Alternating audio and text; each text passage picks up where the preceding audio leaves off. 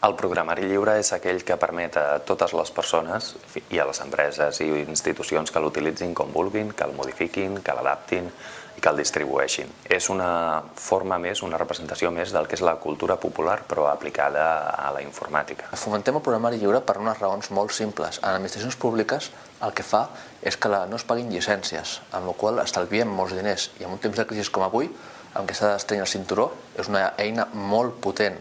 A part, al ser programari lliure codi obert, es pot veure el que es fa i es pot fomentar un treball que les empreses locals desenvolupin mòduls, eines, amb aquest programari lliure. Ens evitaríem de pagar moltes de les llicències que estem pagant avui en dia i ens estalviaríem molts diners.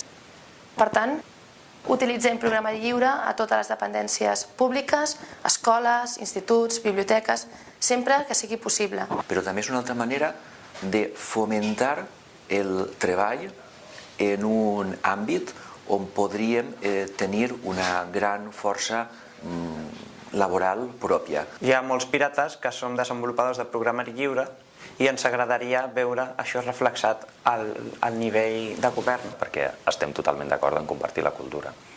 Vota pirata, pren les teves decisions.